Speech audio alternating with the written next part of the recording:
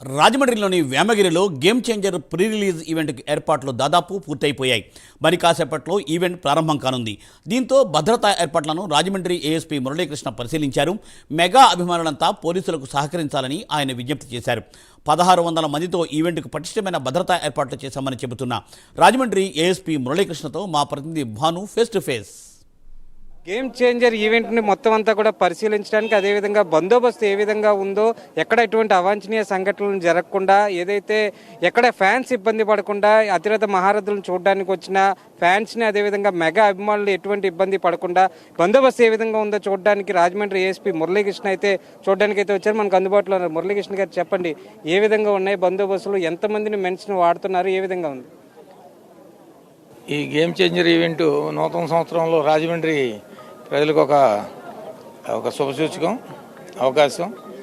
అయితే ప్రజలందరూ, ఫ్యాన్స్, అభిమానులందరూ కూడా చక్కగా వచ్చి పోలీసు కోఆపరేట్ చేసి అన్నీ ఎక్కడైతే ఎవరికి ఏ పాసులు ఇచ్చారో వాటిల్లో ప్రశాంతంగా ఉండి చక్కగా వాళ్ళ ప్రీతమ హీరోలను అందరినీ జాగ్రత్తగా చూసుకుని వెళ్ళవలసిందిగా మా సైడ్ నుంచి రిక్వెస్ట్ చేస్తున్నాం. అలాగే ఎస్పీ గారి ఆధ్వర్యంలో మ్యాక్సిమం బందోబస్తు ఎక్కడికక్కడ కట్టుదిట్టంగా ఏర్పాటు చేయడం జరుగుతుంది. అలాగే లోకల్గా ఎవరైతే ఈ ఈవెంట్ ఆర్గనైజ్ చేస్తున్నారో వాళ్ళందరూ కూడా మనకి పూర్తి కోఆపరేట్ చేసి మనం చెప్పినట్టుగా అన్నీ కూడా అరేంజ్మెంట్స్ చేయడం జరిగింది. ఇంకా జరుగుతూనే ఉన్నాయి. ఈవినింగ్కి అంతా కూడా అయిపోతాయి. ఫోర్స్ కూడా మ్యాక్సిమం అన్ని చోట్ల తీసుకోవడం జరుగుతుంది. అలాగే కోనసీమ నుంచి ఇటు పిఠాపురం, కాకినాడ అన్ని ఏరియాల నుంచి కూడా ఫ్యాన్స్ వస్తారని ఎక్స్పెక్ట్ చేస్తున్నాం. 35 నుంచి 40 వేల మంది ఎక్స్పెక్ట్ చేస్తున్నారు. కాబట్టి అందరూ కూడా పోలీసులకు సహకరించి, అలాగే ఈ యొక్క కమిటీ వాళ్ళకు కూడా సహకరించాలని చెప్పి కోరుకుంటున్నాం. అదే సార్, ఇప్పుడు చూసుకుంటే ఆర్గనైజ్ అంటే ఏ విధంగా బ్లాక్లు ఏర్పాటు చేశారు అంటే, ఎంఐ పాస్లు అని చెప్పినాను, వివిఐ పాస్లు అని, త్రిబుల్ ఏ బ్లాక్లని ఉన్నాయని, వాటన్నింటిని ఏ విధంగా డివైడ్ చేశారు? ఎక్కడికెక్కడ బారిగేట్లు ఏ విధంగా నిర్మించారు? త్రిబుల్ ఏ ప్లస్ మొత్తం అంతా కూడా క్రూ అనమాట, సినిమాకి సంబంధించిన వాళ్ళు. అలాగే ఎంఐ మోస్ట్ ఇంపార్టెంట్, వివిఐపి అలా విడివిడిగా పెట్టారు. ఎవరికాళ్ళకే పాసులు ఇచ్చారు. ప్రతి దాంట్లో 1200 కాడికి ఉంటాయి ఒక్కో బ్లాక్కి. మొత్తం అంతా కలిపితే 5000 సిట్టింగ్ ఉంది. వివిఐపీస్కి అందరికీ కూడా ప్రత్యేకంగా ఎవరికాడికి విడివిడిగా ఎంట్రీస్ ఉన్నాయి. అలాగే డిప్యూటీ సీఎం గారు విజిట్ చేస్తున్నారు కాబట్టి ఆయన వేరే ఎంట్రీ అవన్నీ కూడా ఇవ్వడం జరిగింది.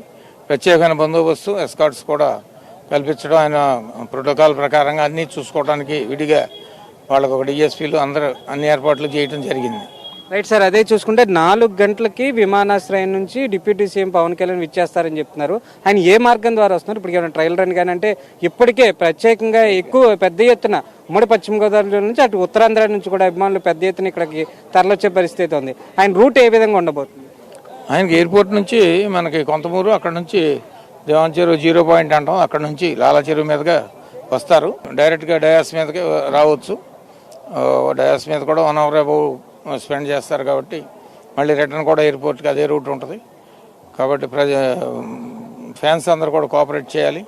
ఎక్కడా కూడా దారిలో కూడా ఎటువంటి అవాంఛనీయ సంఘటనలు జరగకుండా, ఆ రూటు క్యాన్వాయ్కి అడ్డుపడకుండా కోఆపరేట్ చేసి అందరూ వచ్చేసి ఇక్కడే ఉంటే ఇక్కడికే వచ్చి అందరూ కనపడతారు. కాబట్టి ఇబ్బంది లేకుండా అందరూ సహకరించాలని చెప్పి కోరుకుంటున్నాం. చివరిగా చూసుకుంటే, ఏదైతే రాజమండ్రి నుంచి ఇక్కడికి అంటే ఈ ఏరియాకి సభా ప్రాంగణానికి వచ్చే దారి మార్గం ఏదైతే ఉందో, ఎటువంటి దానిపై మన ట్రాఫిక్ ఆంక్షలు అయితే ఏ విధంగా ఉండబోతున్నాయి? అక్కడ ఎంతమంది సిబ్బందిని కేంద్రీకృతం చేశారు?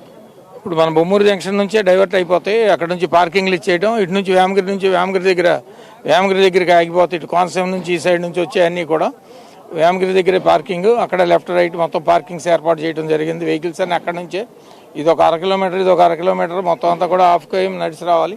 పార్కింగ్లో పెట్టుకుని వెహికల్స్ అన్నీ కూడా దరిదాపు ఇటు ఒక 8 ఎకరాలు, అటు ఒక 10 ఎకరాల దాకా కూడా మనకు పార్కింగ్ ప్లేసెస్ ఏర్పాటు చేయడం జరిగింది. అలాగే ఈ సౌత్ డిఎస్పీ గారు, మన ఈయన పెద్దాపురం డిఎస్పీ గారు, ట్రాఫిక్ డిఎస్పీ గారు కూడా అందరూ మెయిన్ రోడ్ అంతా క్లీన్గా పెట్టుకోవడం జరుగుతుంది. ఆ టైంలో మనకి ఇంచుమించు 2 గంటల నుంచి నో మూమెంట్, ఏ వెహికల్స్ కూడా అన్నీ డైవర్ట్ చేయడం జరుగుతుంది. బొమ్మూరు, లాలా చెరువు రకరకాలుగా. కాబట్టి ఇవన్నీ కూడా ఎక్కడ కూడా ఎటువంటి ఇబ్బందులు లేకుండా, అట్లాగే ప్రతి పాయింట్లో కూడా ఏదైనా బండి ఆగిపోతే కూడా తీసేయడానికి కూడా క్రేన్స్, ఈ వెహికల్స్ అన్నీ పెట్టుకుని అన్నీ తీయడానికి జేసీబీలు కానీ పెట్టుకుంటున్నాం ప్రతి పాయింట్లో కూడా.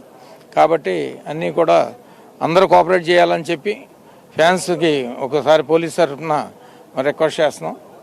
రైట్, మొత్తాన్ని చూసుకుంటే ఏదైతే పవన్ కళ్యాణ్ డిప్యూటీ సీఎం పవన్ కళ్యాణ్ సాయంకాలం 4 గంటలకు ఇక్కడ సభా ప్రాంగణాన్ని చేరుకుంటారంటున్నారు. అదేవిధంగా చూసుకుంటే ఏదైతే వైజాగ్ హైవే ఏదైతే ఉందో ఆ హైవేని అంతా కూడా ఇప్పటికే పోలీసులు కబంధాస్తాల్లోకి తీసుకోవడం అయితే కూడా జరిగింది.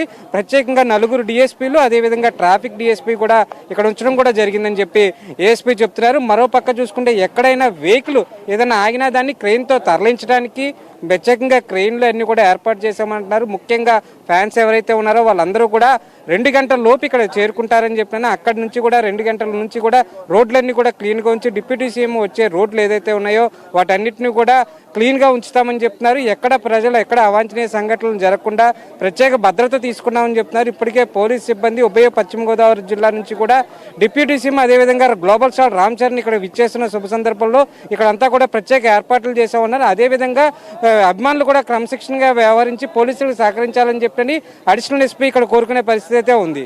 ఓ టు స్టూడియో.